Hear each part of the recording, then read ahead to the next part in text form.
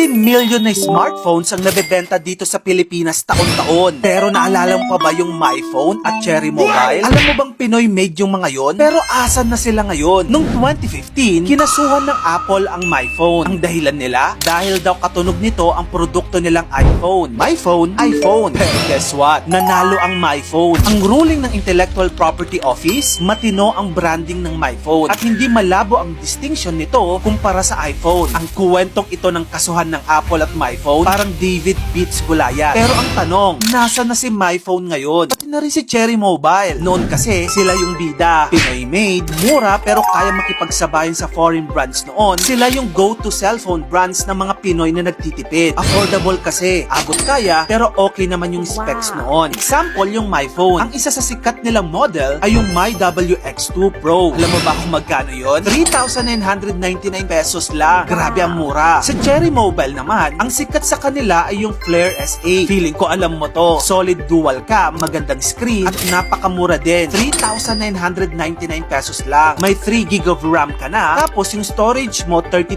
GB pa. Kahit nga Chinese brand, wala kang makikitang ganyang specs at that price point. So unang tingin, parang nachikan naman nila lahat. Mura? Check. Maayos ang specs? Check. Tapos Pinoy made pa. Pero anyari, unahin natin si MyPhone. Founded ito noong 2007 ni David Lim ng Solid Group. Simula noon, MyPhone ang pinakaunang Pinoy brand na nag-offer ng dual active SIM phones. From only 3 models and 15 dealers, naging major player sila, accounting for half of Solid Group's revenue noong 2011. Kumbaga, yung MyPhone yung cash cow ng company iyon. Tapos yung mga cellphones pa nila noon, may Pinoy touches pa. May mga pre-installed OPM songs, prayer app, fake money detector, at iba pang mga pakulo. Pero ano na nga bang nangyari sa kanila ngayon? Kung titignan natin yung Facebook page nila, ang last update ng MyPhone tungkol sa kanilang mga products ay last October 2022 pa. Pero nitong buwan ng Mayo, nag-post ulit sila. Pero about this random event na lang na wala namang kinalaman sa bagong product. Sa mga online shops naman, isa na lang tong maliit na tablet under 5,000 pesos ang binebenta. Pero wala nang bagong release ng ilang taon. Sa tingin ko, mukhang inubos na lang ata nila yung mga existing stocks. MyPhone is now presumed dead in the market. Next naman yung Cherry Mobile. Founded ito noong 2009 ni Maynard Ngu ng Cosmic Technologies. Maliit lang silang team noon pero mataas ang kanilang ambisyon. Ang best series nila sa kanilang product line ay yung Flare series. Affordable at powerful. In fact, naging IT Company of the Year pa nga sila noong